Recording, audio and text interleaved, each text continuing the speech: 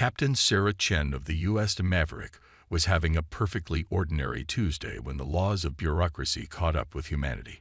The ship's sensors had just picked up an unusual energy signature while surveying the Epsilon Eridani system when Communications Officer Raj Patel's console lit up like a Christmas tree. "Captain, we're receiving a transmission," Raj announced, his fingers dancing across the holographic interface. Well, it appears to be a complaint form." Sarah raised an eyebrow. "A complaint form? From whom?" Before Raj could answer, a massive vessel materialized before them, its hull covered in what appeared to be filing cabinets arranged in perfect geometric patterns. The ship's surface was painted in various shades of beige and gray, with occasional splashes of what could only be described as office carpet green. "Attention, unauthorized vessel," a precisely modulated voice transmitted. "You are in violation of Spatial Navigation Form 27B/6, subsection Delta, regarding proper announcement of arrival in a categorized star system. Please prepare to receive Citation Package Alpha and the required documentation for retroactive travel permission." Sarah exchanged glances with her first officer, Mike O'Malley, who was trying very hard not to smile. "This is Captain Sarah Chen of the U.S. Maverick, representing Earth and the United Solar Federation. We come in peace and wish to establish diplomatic relations." There was a long pause before the alien voice returned, now sounding distinctly distressed. "Unacceptable. You must first file Form 123X/9, intent to establish first contact, with the Department of Sinological Relations.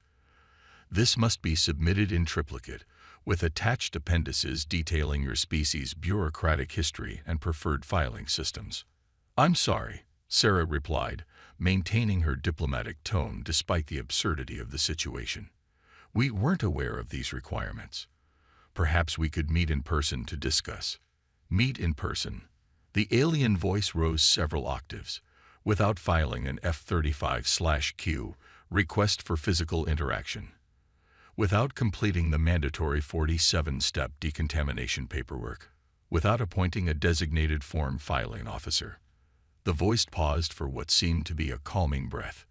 "What kind of barbarians are you?" Lieutenant Commander Jessica Wong, the ship's science officer, was frantically taking readings of the alien vessel. "Captain," she whispered, "their ship appears to be powered by bureaucratic energy. I'm detecting massive amounts of paperwork-based quantum fluctuations." Sarah bit her lip to suppress a laugh. "Perhaps we could start with something simpler. We could share information about our cultures." "Information sharing." Multiple voices screeched in unison from the alien ship. "That requires at least 7 different permits, 13 forms of clearance, and a notarized statement of purpose signed by no less than 5 department heads." The alien vessel's filing cabinet-like sections began to shift and reorganize themselves, presumably into some sort of defensive formation. Sarah noticed it was taking an extraordinarily long time, probably due to the need to file the proper paperwork for each movement. "Look," Sarah tried again, "we're explorers. We believe in cutting through red tape to achieve our goals." A horrified gasp echoed through the communication channel. You cut tape. The sacred bonds that hold documentation together. This is worse than we thought." The alien ship's lights began flashing in what appeared to be a pattern representing urgent memo circulation.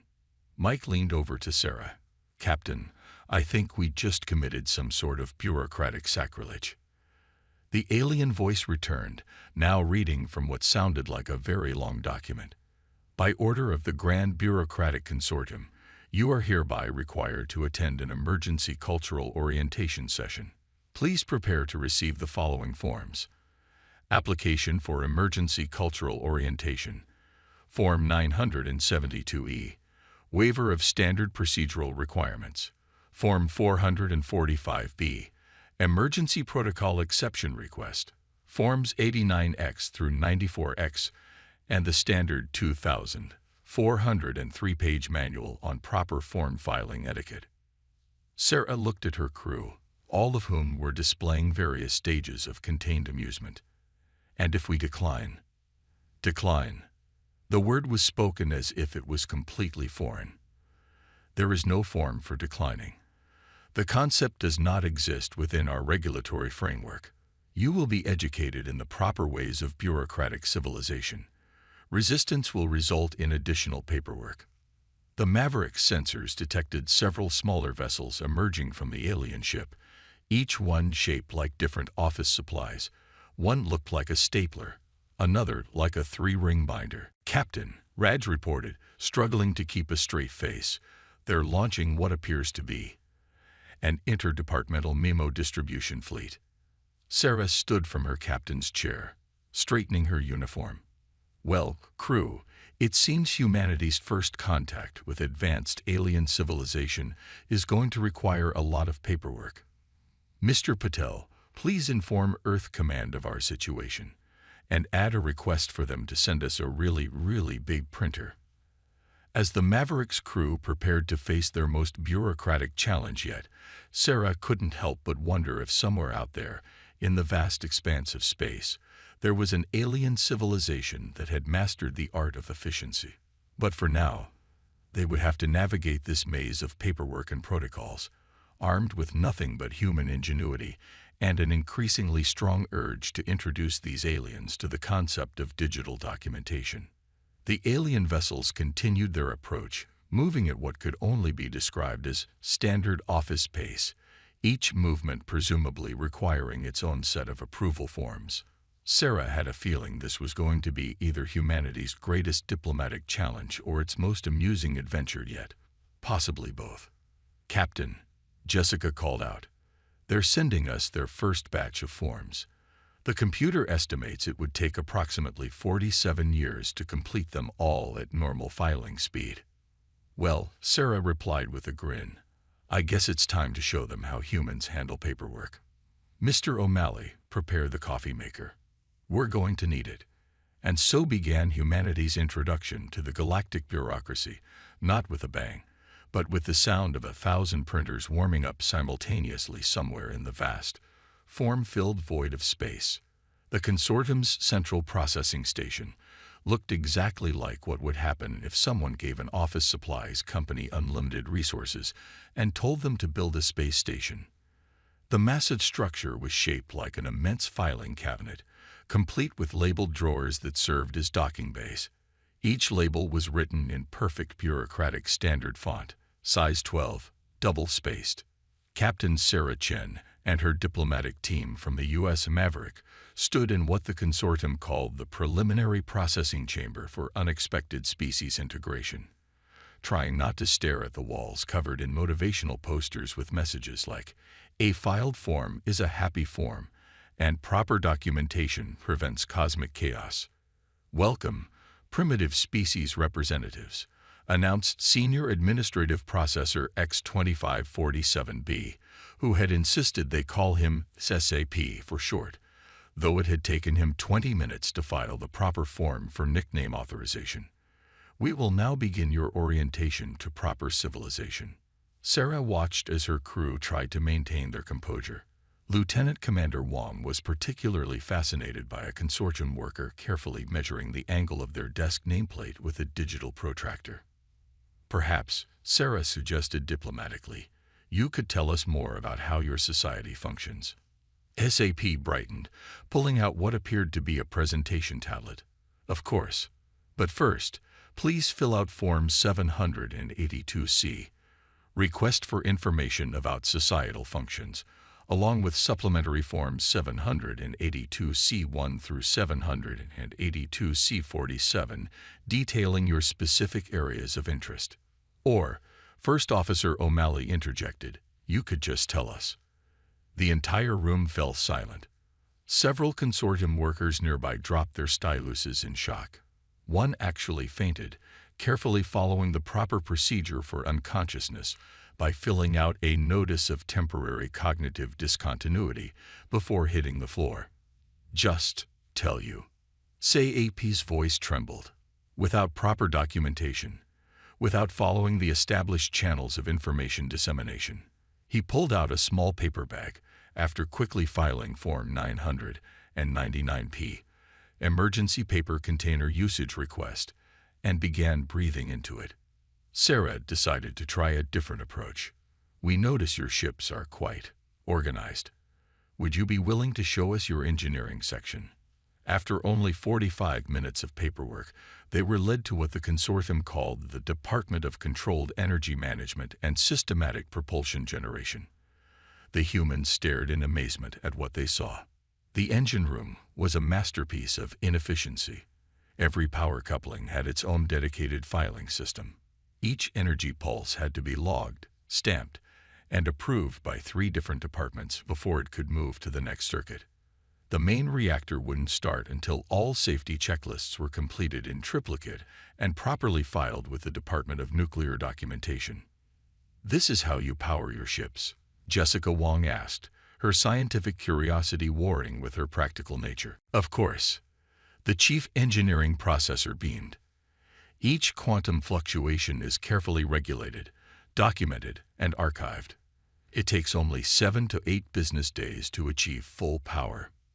Mike O'Malley couldn't help himself. "We usually just flip a switch." The chief engineering processor staggered backward. A switch. Just one switch.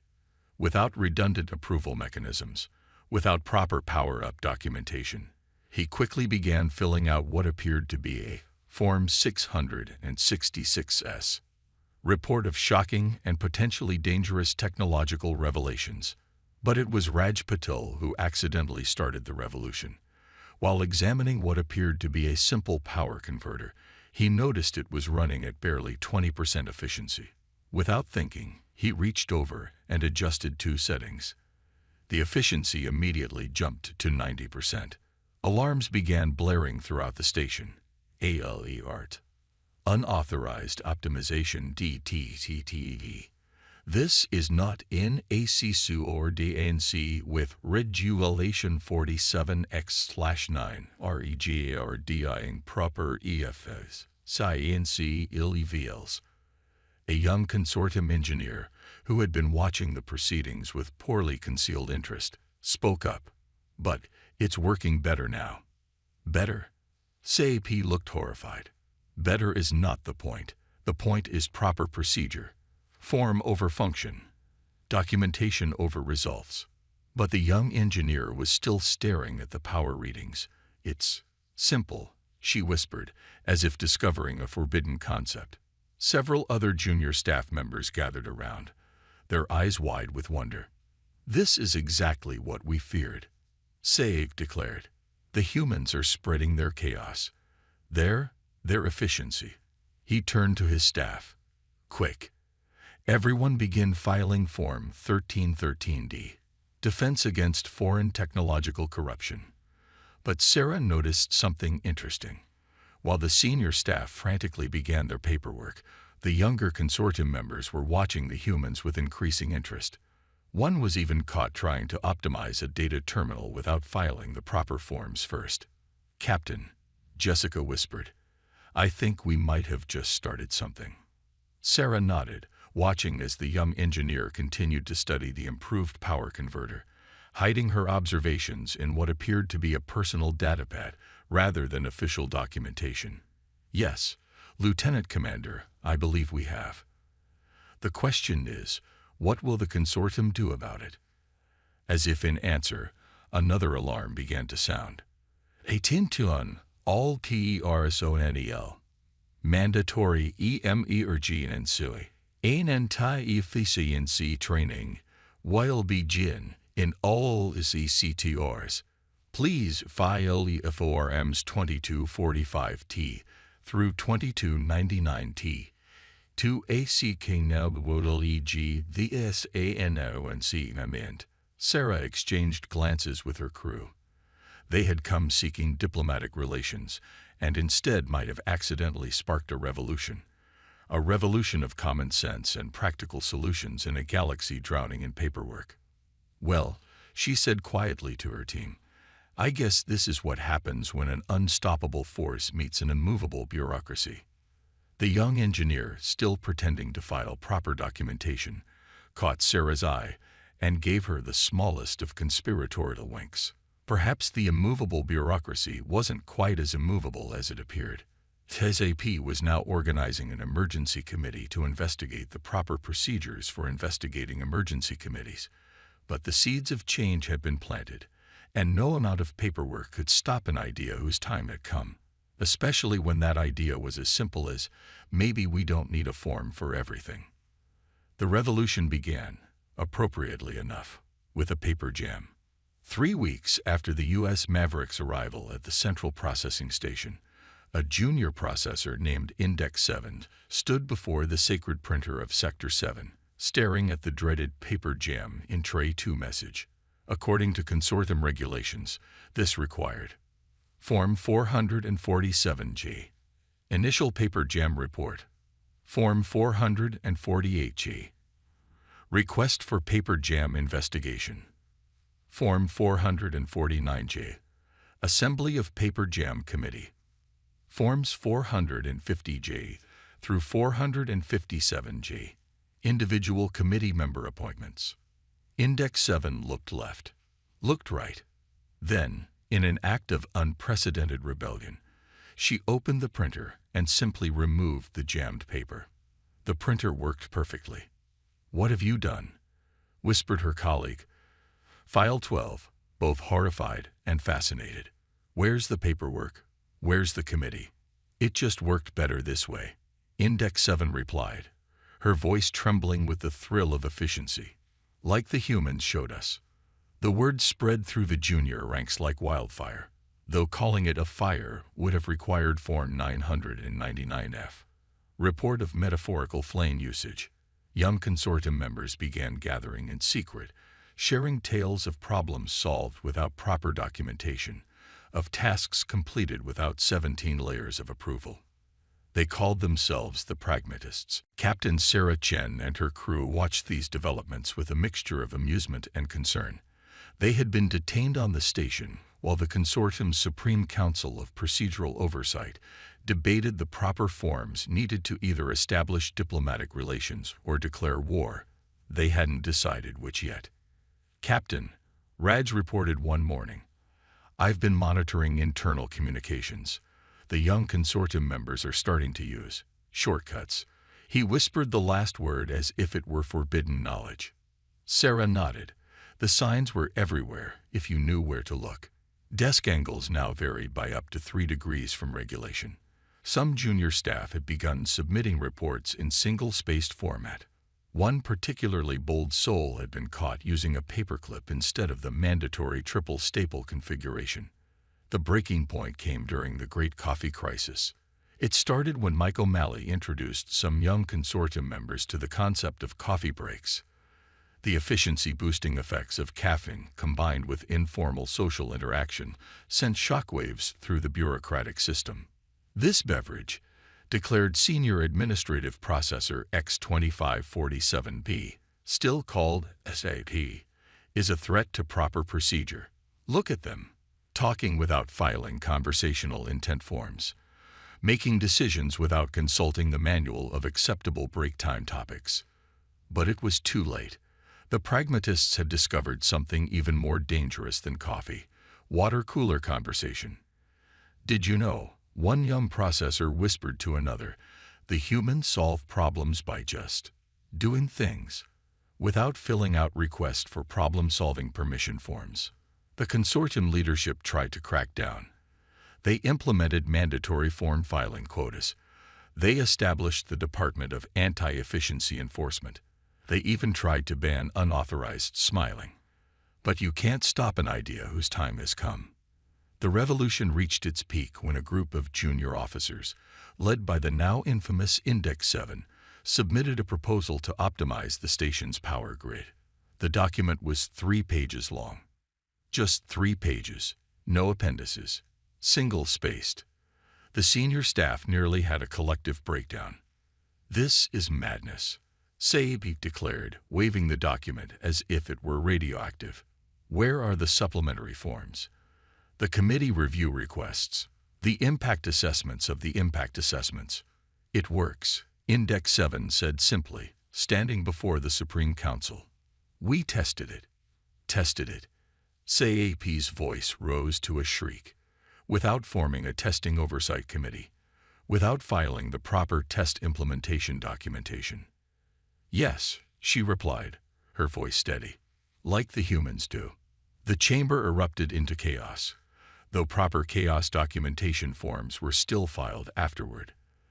The senior staff demanded immediate disciplinary action, which would require only 152 different forms and approximately 6 months to process. But then something unexpected happened. A warning klaxon sounded throughout the station.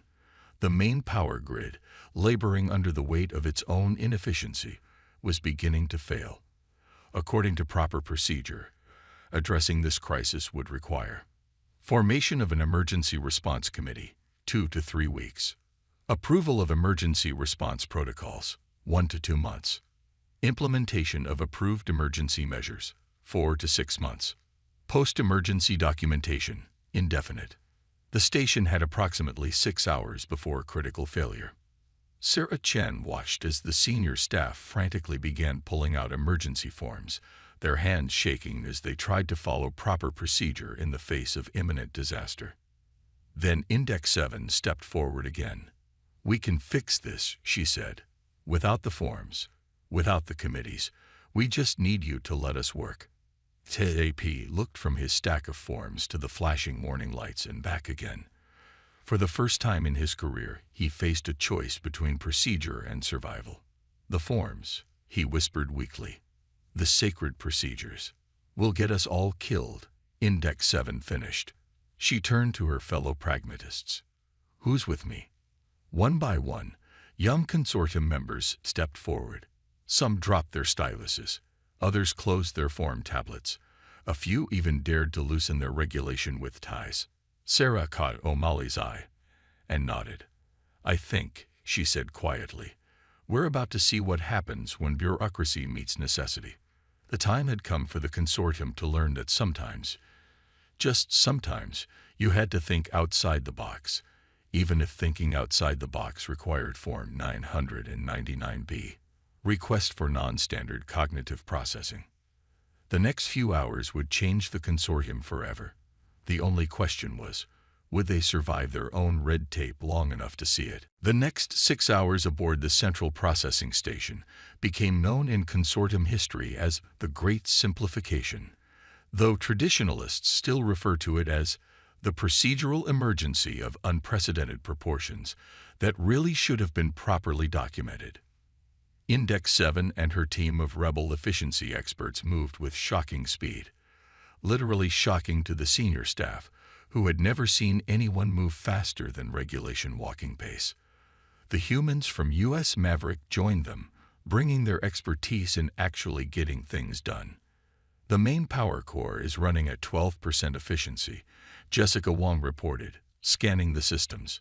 "They have 17 different regulatory subroutines checking each power pulse before allowing it through." "Disable them," Index 7 ordered, causing several senior staff members to clutch their pearls, which were, of course, regulation size and properly documented. "You can't just disable safety protocols."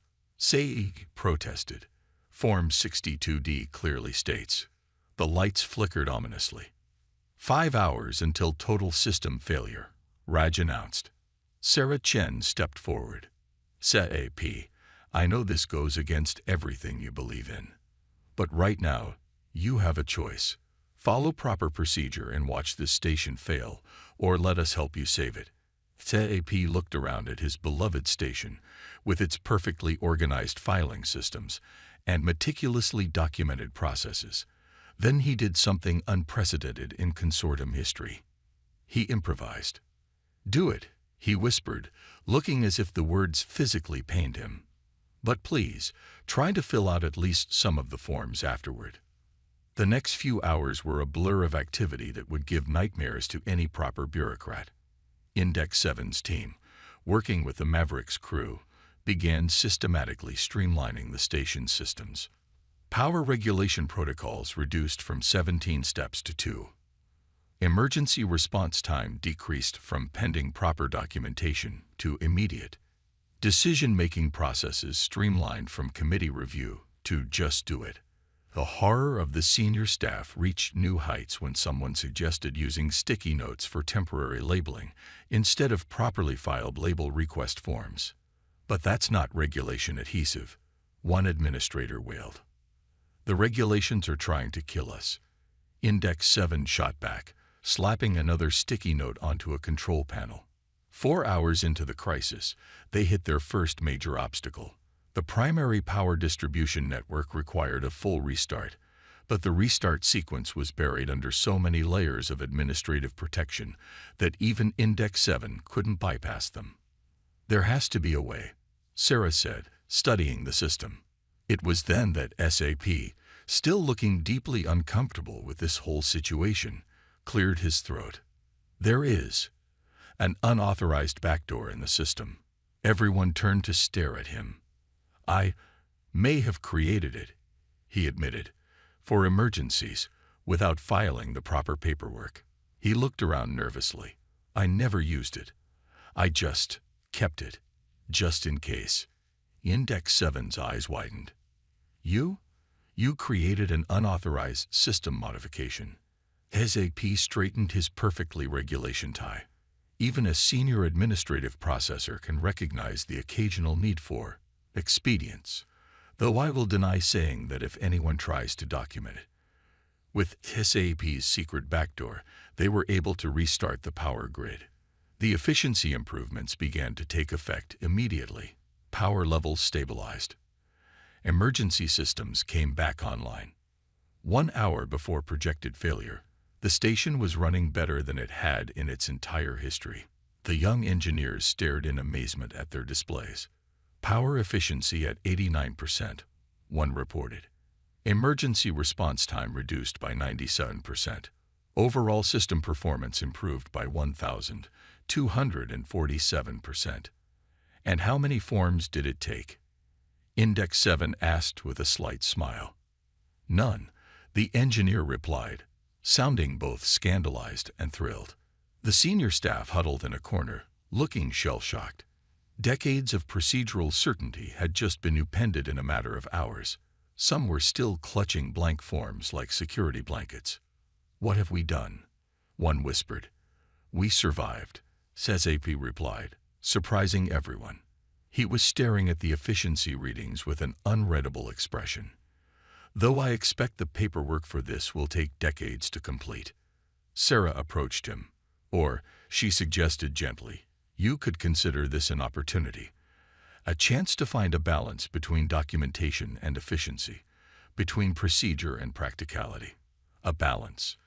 SAP repeated the word as if it was a foreign concept, which in the consortium, it was. "Think about it," Sarah continued. "What if you could maintain order without drowning in it? Keep records without being enslaved by them?" "Impossible," one administrator declared. It would never work. But others weren't so sure. They had seen the impossible today. A crisis solved without proper documentation, problems fixed without committees, decisions made without forms in triplicate. And the station hadn't descended into chaos. The universe hadn't ended. In fact, everything was working better than ever. "Perhaps," SAP said slowly, "it is time for the consortium to consider updating our procedures." A gasp ran through the chamber. "You mean?" Index 7 could hardly believe what she was hearing. "Yes," SAP nodded gravely. "I believe it is time to form a committee to investigate the possibility of reducing the number of committees required to form new committees." It wasn't exactly a revolution, but for the consortium, it was a start. As the humans and their newfound allies began planning for the future, Sarah couldn't help but smile. Sometimes, the greatest changes didn't come through force or violence, but through simple common sense, even if it took a near catastrophe to make people see it. The great simplification had begun. The galaxy would never be the same, though someone would probably still have to file the paperwork for that. 6 months after the great simplification, the central processing station was unrecognizable. Well, mostly unrecognizable. It still looked like a giant filing cabinet in space, but now it was a highly efficient giant filing cabinet in space. The changes had swept through the consortium like a very well-organized wildfire. The younger generation, led by Index 7, now promoted to Director of Innovative Solutions, a title that had required only 3 forms to approve instead of the usual 300, had transformed the bureaucracy from within. Captain Sarah Chen and the crew of the U.S. Maverick stood in what used to be the preliminary processing chamber for unexpected species integration, now simply called the Welcome Center, watching as SAP prepared to make a historic announcement. Fellow members of the consortium, he began, standing at a podium that was almost, but not quite, perfectly aligned with the room's grid system. Today marks the implementation of the new Reasonable Protocol guidelines. The chamber was packed with both traditional bureaucrats and young reformers. Some of the old guard still clutched their beloved forms, but even they had to admit things were running smoother these days. Our first quarter results are in, SAP continued, holding up a single sheet of paper, a sight that would have been unthinkable 6 months ago. Overall efficiency is up 3,000%. Emergency response time has been reduced from pending proper documentation to immediate. And most importantly, he paused for dramatic effect. Our paper consumption is down 99.9%. Several senior administrators dabbed at their eyes with regulation handkerchiefs. But perhaps most remarkable, SAP said, is what we've learned from our human friends. They showed us that there is a middle path between chaos and paralysis, between complete freedom and absolute control. The changes were visible everywhere. Desk angles now had a reasonable tolerance of 5 degrees. The sacred printer of Sector 7 had been replaced with a more efficient model that didn't require 3 forms to change its toner. Some brave souls were even experimenting with casual Fridays, though there was still a 1-page form required to wear non-regulation socks. We've created something new, Index 7 added, joining SAP at the podium. A system that preserves the best of our organizational skills while embracing the human concept of getting things done. The new consortium was a hybrid of efficiency and organization. They still had forms, but now they were digital and autofilling. They still had committees, but they met only when actually needed. They even still had their beloved protocols, but streamlined to the point where they helped rather than hindered. And now, SAP announced, to commemorate this historic occasion, we will perform the newly approved ceremony of reasonable celebration. The humans watched in amazement as the consortium members performed what could only be described as a slightly stiff but enthusiastically attempted party. Some were still checking their tablets to ensure they were celebrating within acceptable parameters, but others had fully embraced the spirit of controlled chaos. "I never thought I'd see a bureaucrat dance," Mike O'Malley whispered to Sarah. "I never thought I'd see a bureaucrat dance without filing a dance permit first," Raj added. The celebration was interrupted by an urgent message on the main screen. Another alien species had made contact with the consortium, and they appeared to be even more rigid and protocol-obsessed than the consortium had been. "They're demanding we follow their 7 million steps of proper first contact," a communications officer reported. The room fell silent. 6 months ago, this would have been the consortium's dream scenario. A chance to engage in endless procedural negotiations and form-filling. SAP and Index 7 exchanged glances. "Send them our new standardized greeting package," SAP decided. "The 1-page version. And if they insist on their protocols," someone asked. Then, Index 7 smiled. "We'll show them what we learned from the humans about efficiency." Sarah couldn't help but laugh. The consortium had not only embraced change, they were ready to export it to the rest of the galaxy. As the celebration resumed, Sarah gathered her crew. Their mission to establish diplomatic relations had succeeded, though not in any way they could have predicted. They had come seeking allies and found them not through formal treaties or elaborate protocols, but through the simple act of showing a better way. "Captain," Jessica Wong said, checking her tablet, "Earth Command wants to know if we should send diplomats or efficiency experts for the formal alliance ceremony." Sarah watched as a group of young consortium members taught some of the older administrators how to use emoji in their official communications. "Tell them to send both," she replied. "Something tells me the galaxy is about to get a lot more interesting and a lot more efficient." The revolution was complete. The consortium had found its balance between order and chaos, between procedure and practicality. They had learned that sometimes the best solution was the simplest one, even if it took a few forms to implement it. And somewhere in the station's vast archives, in a folder labeled Historical Documents of Significant Change, sat a single sticky note with 3 words written on it: "Just do it." Though, of course, the sticky note had been properly documented. Some habits die hard.